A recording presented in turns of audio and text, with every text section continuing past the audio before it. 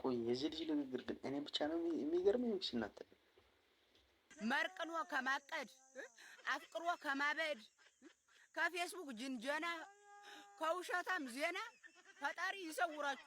እነዚህ ነው ከዚህ ነገር ይከልላችሁ። አሜን በሉ። ቆታታም ሁላ ያፈቀራችሁ ሰዎች እንኳን ሚናት ጫምላቃ ገና ልጅ ስለሆነ ስላላወቀው እንጂ የፍቅርን ጥቅሙ እንጂ ፍቅር እኮ ማለት ጸጋ ነው። ልትይ ነው አሰለክለክ የምን አባት ጸጋ ነው። እውነት ነው። ሲንግልነት ነው ጸጋ። መታደልም ምን ማለትም ብቸኝነት ነው። የምን አባት መታደል ነው። ገና ልጅ ስለሆንኩ ነው ስላልተረዳሁ ነው የፍቅር ጣም። ኧረ እባክሽ ገንዘብ መስጠት ነው ያልተረዳሁት። ሶፍት ጠቅልዬ በየሜዳው ይወጣው ማለት ነው ያልተረዳሁት። ይቅርብኝ። ከዚህ መረዳት ድድብና ይሻለኛል። አፍቅሩ ብቻ ግን ከፌስቡክም ጅንጀራ ከውሸትም ዜና መርቅኖም ከማቀድ እውነቴን ነው አፍቅሮም ከማበድ ይሰውራችሁ። አሜን የምትሉ በሉ፣ የማትሉ ቀውለል በሉ ስትፈልጉ።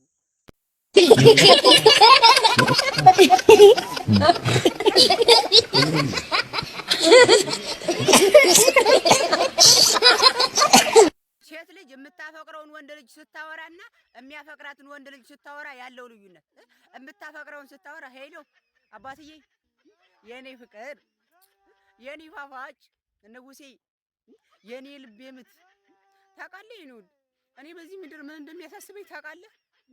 አንተን ያልታውቃል ሲጥ ነው የምለው የወንዶቹ በላይ ንጉሴ እንተኛ እምቢየው እንዳትወጣ እምቢየው እኔ ከወጣ እንዳትነግር እምቢ አያቀበጣ እሷ በሷ ልብ እኮ ቃብጣ ሙታለች። እምቢ እንዳትወጣ አንተም ዝም ብለህ ተኛ እኔም በዚህ ነው የምትለው እምቢየው የኔ የወንዶቹ በላይሽ ላይ ሆለታ ይስፈርብሽና እንዲህ ብላ ተቅለሸለሻል። አንዱ መናጢ እሷን ያፈቀረ ሲደውል ሄሎ የኔ ውድ ወዬ ደህና ነሽ? ደህና እንዴት ነሽልኝማ አለሁ። እንዴት ነህ? ጠፋህ? አረ ምንም አትፈልግኝም እንዴ?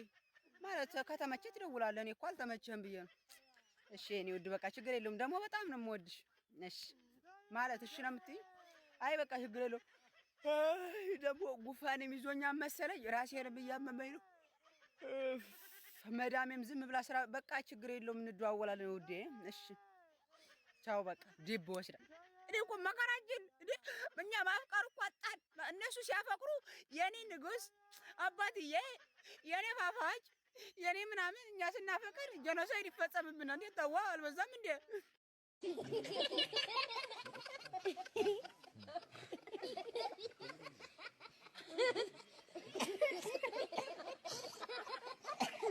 የልባም ልጅ በ15 አመቷ አግብታ በ17 አመቷ ትወልዳለች።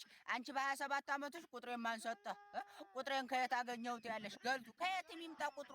ዋናው መደወሉ ነው። ሰይጣን ይስጠው፣ መጋኛ ይስጠው፣ ጓደኛ ይስጠው፣ ጠላቱ ነው ዝሮ የሚሰጠው። የ27 አመት ጠላት አንድ ክፉ ጠላት ይኖረዋል። እሱ ነው የሰጠው። ግን ከየት የሚቀበል? ዋናው መደወሉ ነው። አግቢ።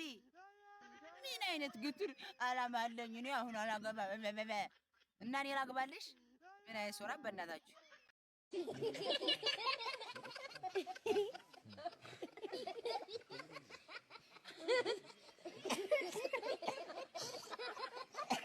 የምታውቁት ልጅ አብሮ አደጋችሁ የሆነው ልጅ ቪዲዮ ፖስት ሲል ለምንድን ነው ኮሜንት ላይክ ምናምን የማታደርጉት?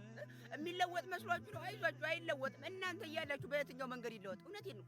እንደዚህ ከሆነ በሆነ ነገር ብላችሁ ከማበረታታት ይልቅ ፌክ አካውንት ትከፍቱና አንተ እንትናም አቤት እማናውቀ መሰለ እንዲህ ብለህ ነበር ወይ? በነገራችን ላይ አንዴ ሰው ለምን ብሎ ጅል ያለ ሰው አይደለም በፌክ አካውንት መጥተህ በእናት አባቱ አካውንት መጥተህ ብጽፍለት አይሰማህም። ይልቁንስ አማራጭ ስለሌላችሁ ዝም ብላችሁ አበረታቱት። እውነቴን ነው። እንትን ሁላ